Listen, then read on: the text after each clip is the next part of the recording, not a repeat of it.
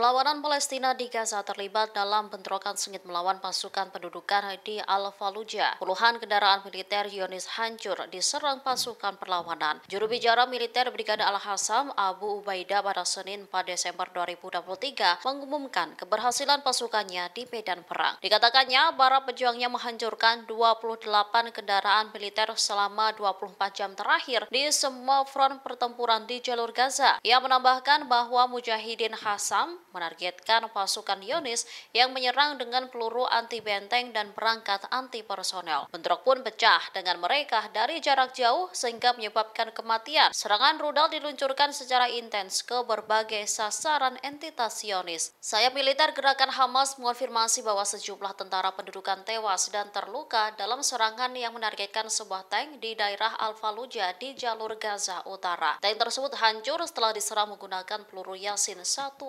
Bak tak memiliki rasa takut, Al-Qassam juga membunuh sejumlah pasukan khusus tentara Israel.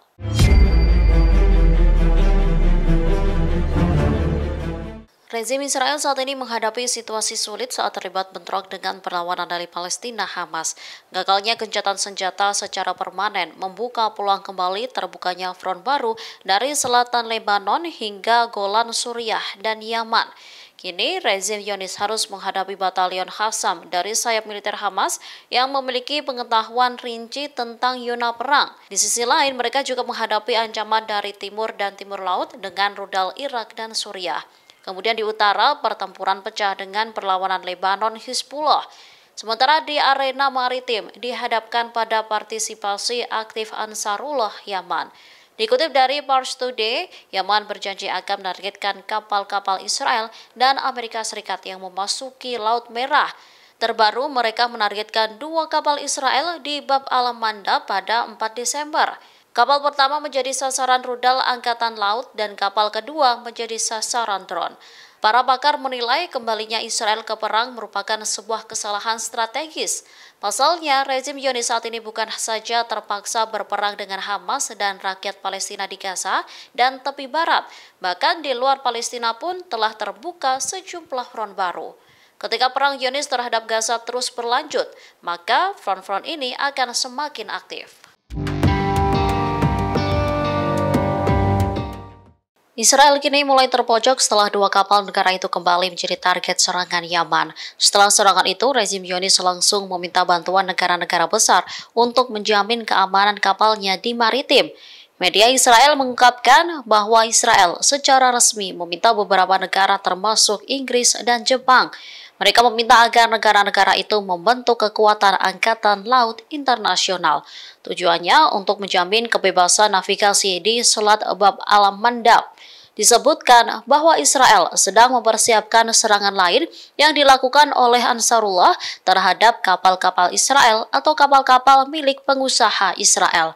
Penasihat Keamanan Nasional Amerika Serikat Jake Sullivan mengkonfirmasi pada Senin 4 Desember bahwa Washington sedang melakukan pembicaraan dengan negara-negara lain mengenai pembentukan satuan tugas Angkatan Laut di Laut Merah. Diketahui pasukan Yaman kemarin menargetkan 2 kapal Israel dan menahannya. Juru bicara Angkatan Bersenjata Yaman, Brigadir Jenderal Yahya Saree menegaskan bahwa pasukan Yaman akan terus mencegah kapal-kapal Israel mengarungi Laut Merah dan Laut Arab. Penargetan kapal Israel akan berhenti dilakukan sampai agresi Israel terhadap Gaza berhenti.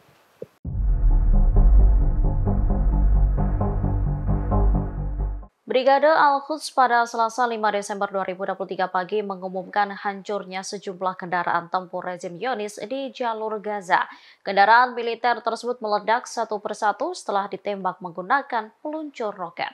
Menurut laporan kantor berita internasional Fars, Brigade Al-Quds menghancurkan 3 tank dan 1 pengangkut personel. Kemudian meledakkan sebuah bulldozer di wilayah Beit Lahia, Al-Fallujah, dan Jabalia menggunakan peluncur roket. Menurut kantor berita Syahab, Saraya Al-Quds menjelaskan bahwa perlawanan pecah di poros utara dan timur Han Yunis. Cabang militer Jihad Islam juga menambahkan bahwa mereka menargetkan Jar al-Dik, tempat berkumpulnya tentara Israel itu dibombardir menggunakan rudal Badar 1. Di sisi lain, pada Selasa pagi, media Palestina memberitakan serangan udara besar-besaran yang dilakukan tentara rezim Zionis di wilayah utara Khan Yunis di selatan jalur Gaza. Sejak Jumat lalu, Khan Yunis telah menjadi sasaran serangan udara intensif rezim Zionis. Disebutkan Gaza Selatan berada di bawah pemboman paling parah dan mengakibatkan banyak korban jiwa di kalangan anak-anak.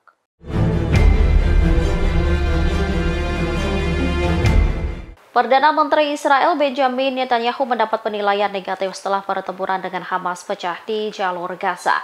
Netanyahu disebut melarikan diri ke depan dalam perang dan lebih mementingkan kelangsungan politiknya. Penilaian itu disampaikan oleh surat kabar Perancis Le Monde. Surat kabar itu menyebut PM Israel yang terobsesi dengan kelangsungan politiknya menolak gagasan negara Palestina.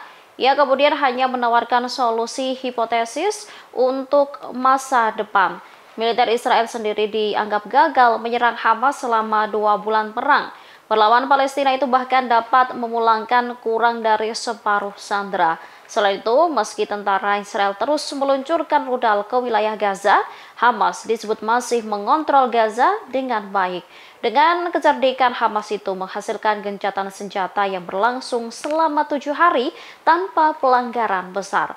Ratusan tentara Israel bahkan juga tewas setelah mendapat perlawanan Hamas. Sementara Netanyahu saat ini disebut sedang menciptakan ruang politik untuk dirinya sendiri.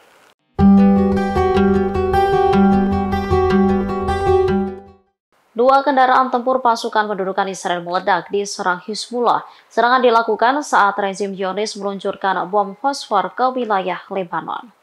Penyerangan terhadap kendaraan militer Israel itu dilakukan pada Senin 4 Desember 2023 pukul 22.40 waktu setempat. Saat itu pasukan Israel disebut tengah membakar hutan di dalam perbatasan Lebanon seberang wilayah pendudukan situs Ramia. Perlawanan menegaskan bahwa kedua kendaraan tersebut terkena serangan langsung oleh peluru kendali, menyebabkan kendaraan tersebut terbakar dan awaknya terbunuh atau terluka. Operasi ini terus dilakukan untuk mendukung perlawanan Palestina di jalur Gaza di tengah genosida Israel yang sedang berlangsung. Sebelumnya, koresponden Channel 13 Israel untuk Front Israel Utara melaporkan bahwa ancaman terbesar terhadap pemukiman Israel di utara adalah rudal anti-tank Hizbullah. Mereka menambahkan dalam 24 jam terakhir, situasi di perbatasan menegangkan. Hal itu ditandai dengan laporan serangan rudal yang terjadi di seluruh wilayah perbatasan.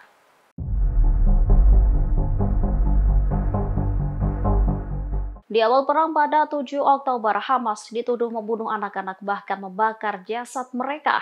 Namun klaim tersebut dibantah oleh surat kabar berbahasa Ibrani Haaretz dan menyebut Perdana Menteri Israel Benjamin Netanyahu sebagai pembohong. Surat kabar itu menekankan bahwa cerita tersebut tidak benar dan tidak memiliki dasar dalam kenyataan. Penyelidikan menyatakan bahwa PM Netanyahu mempromosikan kebohongan tersebut dalam pertemuannya dengan Presiden Amerika Serikat Joe Biden dan Menteri Luar Negerinya Antony Blinken. Investigasi surat kabar tersebut membahas narasi yang dipromosikan oleh lembaga-lembaga pemerintah dan pejabat senior di Israel sejak 7 Oktober. Apa yang terjadi hari itu menyebabkan tersebarnya cerita-cerita horor yang tidak ada satupun yang terjadi dalam kenyataan. Israel dinilai sangat bergantung pada pembenaran perangnya yang menghancurkan di jalur Gaza atas tuduhan-tuduhan ini. Namun menurut penyelidikan investigasi, ternyata tuduhan pembunuhan oleh Hamas tidak benar.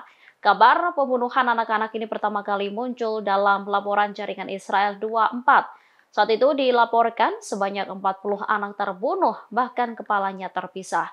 Akan tetapi cerita tersebut kadang diubah menjadi mayat anak-anak yang terbakar. Namun hingga saat ini tidak ada adegan yang diketahui di mana anak-anak dari beberapa keluarga ditemukan terbunuh bersama. Hal ini menunjukkan pernyataan Netanyahu ke Joe Biden soal terbunuhnya anak-anak tak sepenuhnya sesuai realita.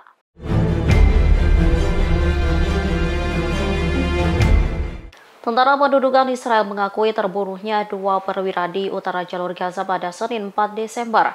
Tewasnya 2 tentara tersebut menambah daftar panjang prajurit Israel yang terbunuh di medan perang sejak perang pecah pada 7 Oktober 2023. Kedua korban ialah Kepala Sersan Cadangan Ben Zuzman, seorang pejuang di peleton patroli Batalion 601. Kemudian Kopral Benjamin Yehosua Nedam, seorang pejuang di Batalion 601 Brigade 401. Patut dicatat bahwa jumlah korban terakhir yang diakui oleh tentara pendudukan dari mereka yang tewas akibat pertempuran di jalur Gaza lebih dari 390 tentara. Tewasnya 2 orang itu menjadikan jumlah tersebut saat ini menjadi 403 tentara. Sementara saat ini, militer Israel mengaku telah melakukan serangan darat ke selatan Gaza. Lusinan tank Israel memasuki bagian selatan jalur Gaza dekat Khan Younis pada hari Senin. Dikutip dari Naharnet, pengangkut personel lapis baja dan bulldozer juga terlihat. Menurut keterangan saksi Amin Abu Hola, kendaraan Israel berada 2 km di dalam wilayah Palestina di desa Al-Harara dekat Khan Younis. Sementara Muaz Muhammad mengatakan tank Israel berada di bagian selatan Jalan Aldin yang membentang dari utara ke selatan jalur tersebut.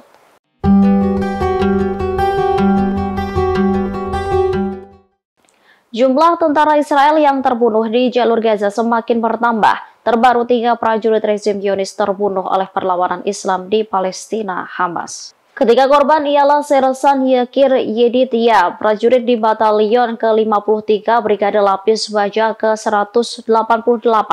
Kemudian Kapten Eitan Fitz, perwira di Batalion 53 Brigade Lapis Baja ke-188.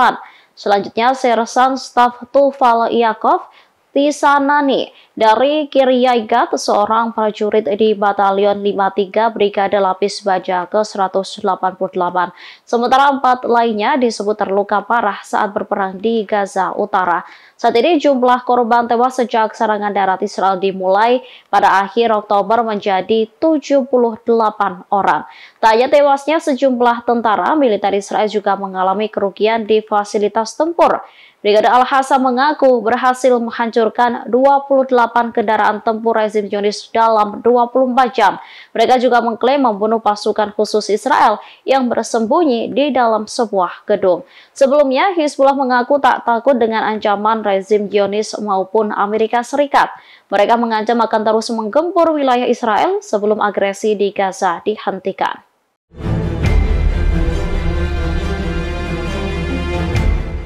Pasukan pendudukan Israel tak hanya menyerang rumah pendudukan di jalur Gaza, namun juga menyerang fasilitas pemerintah. Terbaru, tentara rezim Zionis meledakkan gedung Mahkamah Agung Palestina yang berada di tengah jalur Gaza. Melansir dari Fars News, pasukan pendudukan sebelumnya telah mengubah gedung tersebut menjadi barak militer sementara. Setelahnya, gedung yang dikenal sebagai Istana Kehakiman itu diledakkan pada Senin 4 Desember 2023. Media Zionis sebelumnya telah menerbitkan gambar tentara Israel yang maju di tengah jalur Gaza. Selanjutnya melaporkan bahwa tentara tersebut telah merebut Istana Keadilan Palestina. Sebelumnya, tentara rezim Zionis juga meratakan gedung parlemen Palestina pada Rabu 15 November. Tindakan tersebut digambarkan sebagai bagian dari upaya untuk melenyapkan Hamas. Rekaman video yang menampilkan gedung parlemen Gaza hancur diunggah oleh juru bicara Perdana Menteri Israel, Ophir Gendelman. Terlihat gedung yang semula kokoh mendadak lenyap dalam sekejap mata. Pasukan Israel yang berada di sekitar lokasi terdengar bersorak merayakan kehancuran. Download Tribun X sekarang, menghadirkan lokal menjadi Indonesia.